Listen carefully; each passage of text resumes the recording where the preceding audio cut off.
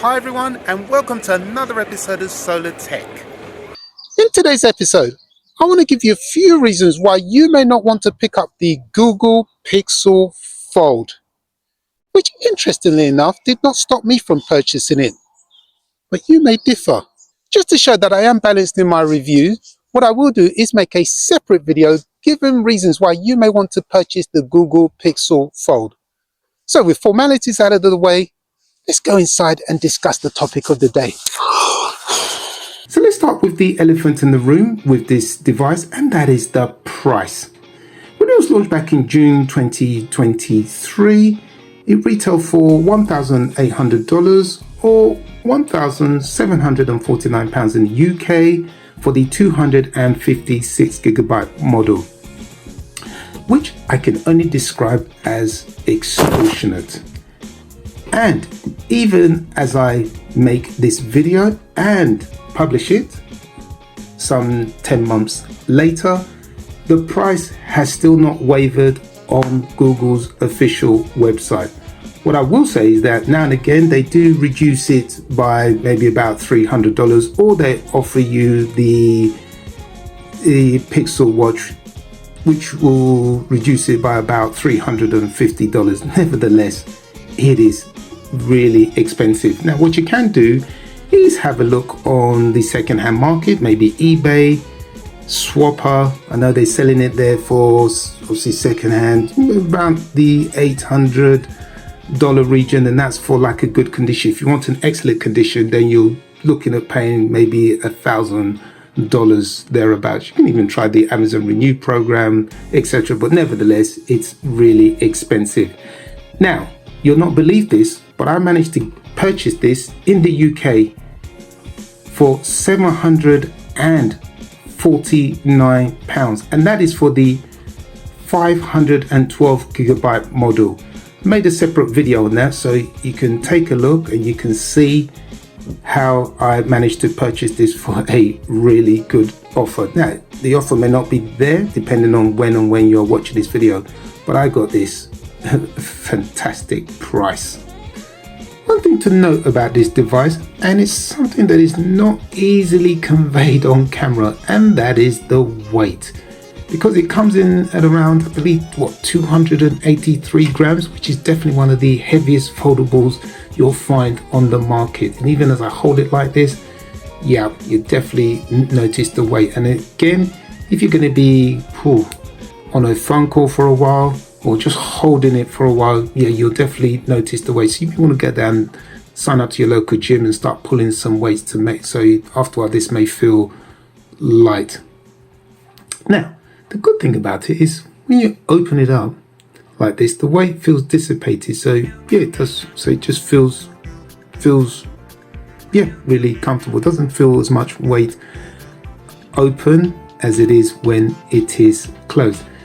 The form factor on this device will not appeal to everyone, but I love this passport style design. Now others will argue that they don't like the idea that it obviously feels short and stubby, and also the width. And if you have small hands, which I consider myself to have small hands, yeah, I can see how this could become a bit of a pain, especially if you hold it for an extended period of time. So for example, here I have the Oppo Find N2, and I think Oppo, and very similar to the OnePlus Open, it's about this, the width is very comfortable, so I can certainly understand people's discomfort with this form factor. Now the good news with the Google Pixel Fold is that it's definitely going to get a design change. That's from the rumor mill, and it's going to look very similar to the OnePlus Open. So it's going to be taller, and then I suspect the width will be slightly narrower, and that should be coming out towards the end of 2024, and it should have the latest G4 Tensor processor. There is no denying that this device does have thick bezels at the top and at the bottom.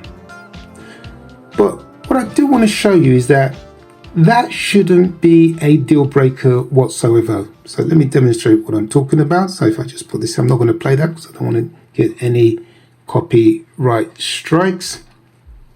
So if you look, you're watching the content, and this is the same for all foldable phones. So whether you have this one, the Fold series, you'll always have these thick bezels at the top and at the bottom.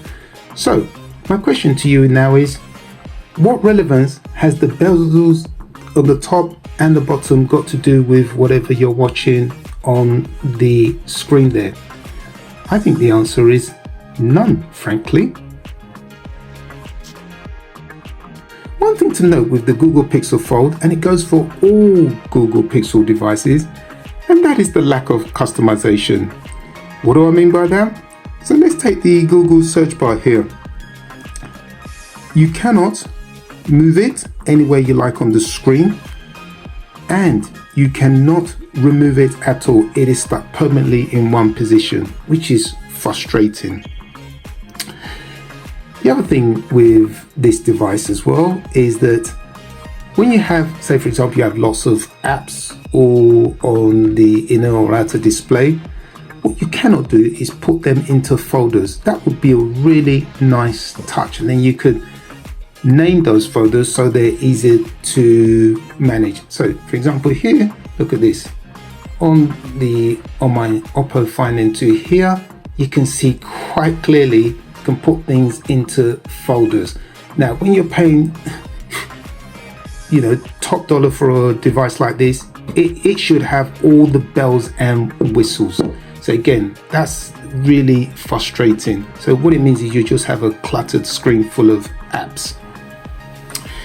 The other thing is, when it comes to the wallpaper, it has to be the same on the inner display as well as the outer display. It would be nice if you had two different wallpapers, and also whatever setup you have in terms of apps on the inner display will be reflected on the outer display, which is annoying to say the least.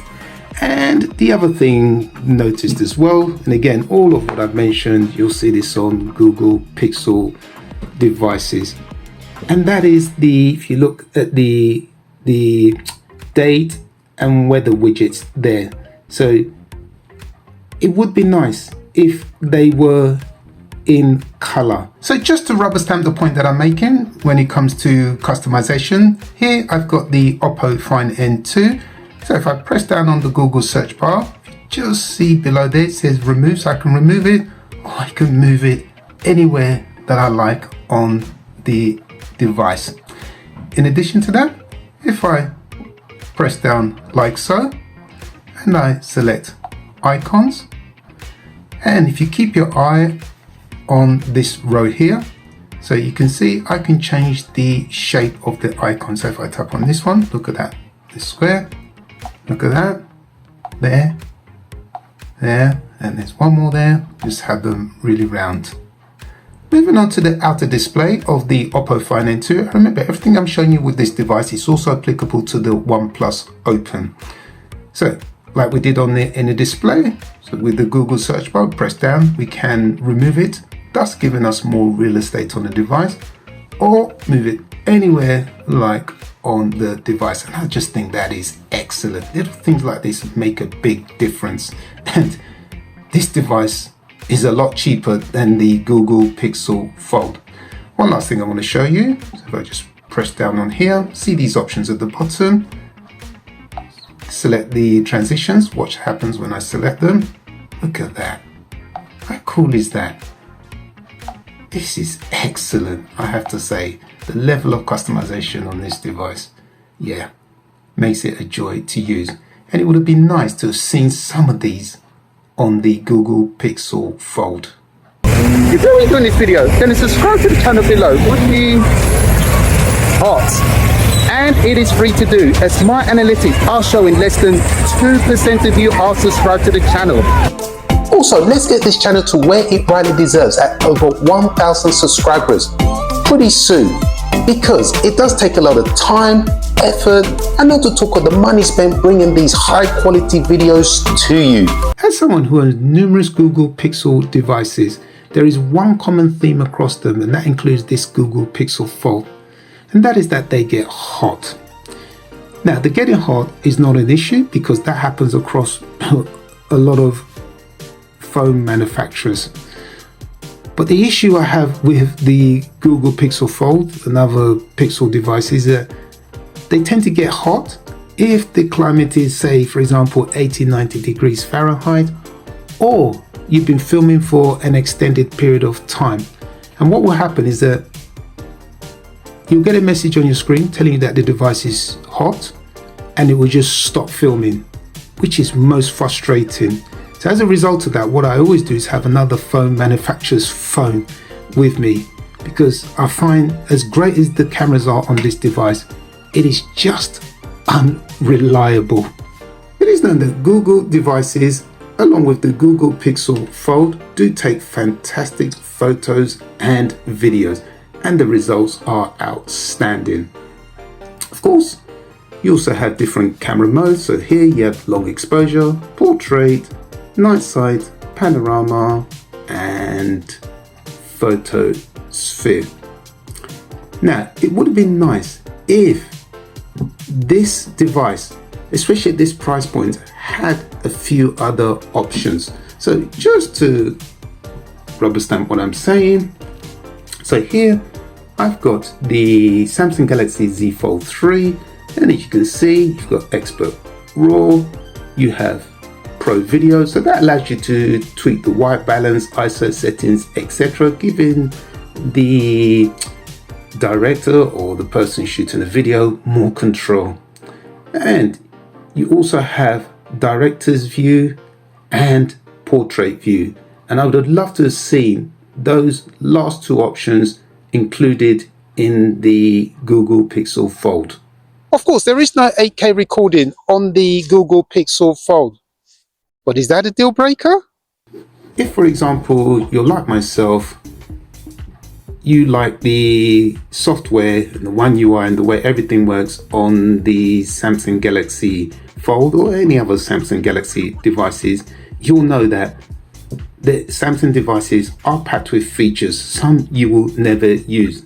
Now, I'm a nerd, I like to have more rather than less, so that when I do want to use those features, they are at my disposal. So again, something to really bear in mind, and you will notice it if you go from a Samsung device to the stock vanilla Android software on the Google Pixel Fold. One thing that has always puzzled me with the Google Pixel Fold, and that is the lack of stylus support.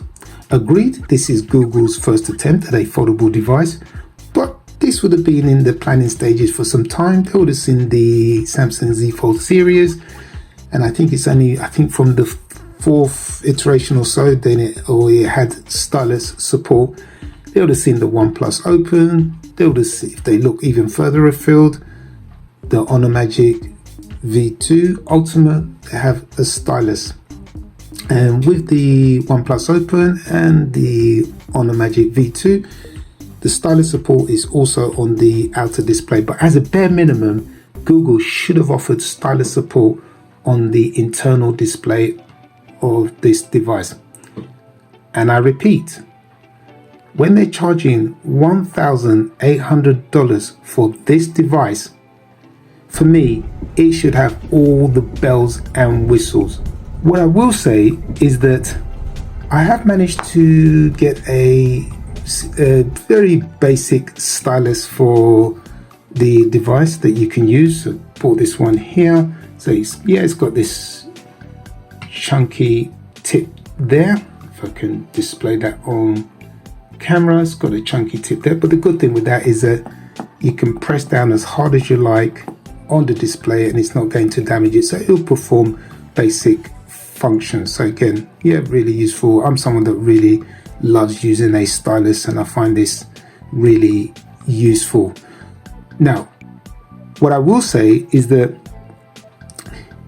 it works better on the outer display and there is more friction on the internal display. It works on the internal display as well. Again, like I said, if you just want to perform basic functions, then yes, it's really useful. So again, there's just a bit more friction on the internal display, but as you can see, it does work. And again, maybe because the film that is used on the inner display, the battery life on this device is pretty good, and I can get through a whole day of use without charging it. However, that is with medium to heavy use. If I was to use it heavily, I would definitely not make it through the day, and then I would certainly need a top up.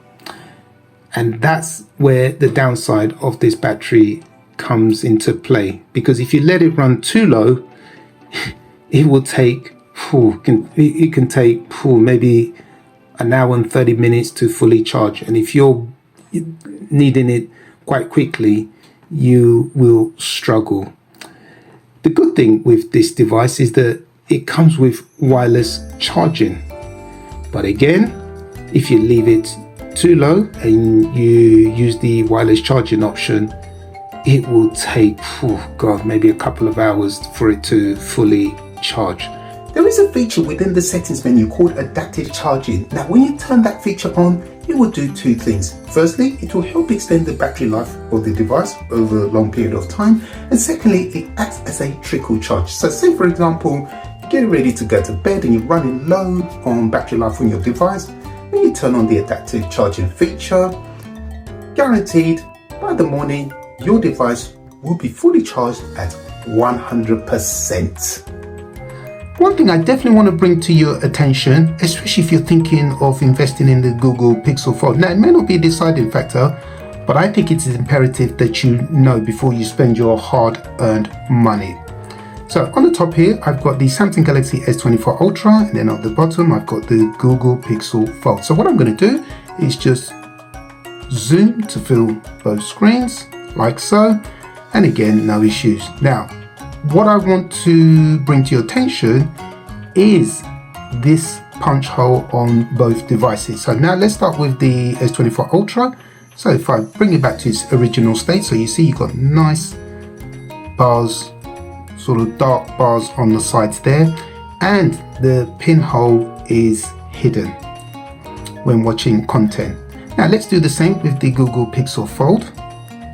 Okay, so everything looks fine from the naked eye, but just keep your eye on the punch hole camera there. So you can see that it still intrudes ever so slightly on whatever you are watching. One thing to certainly bear in mind with this device, and that is the camera visor on the back. So because obviously it's shiny and exposed here, and as a result of that, it's definitely prone to scratches. So again, if you're going to be rocking this without a case, you're going to get scratch marks all over it like a rash. So what I do is keep a case on the back, and as you saw, there are no scratches on the camera visor of my device. One of the big talking points with the Google Pixel Fold is the fact that when you open the device, it's never quite flat. But what I mean is it's never opens to 180 degrees. It always feels like it's a couple of degrees out.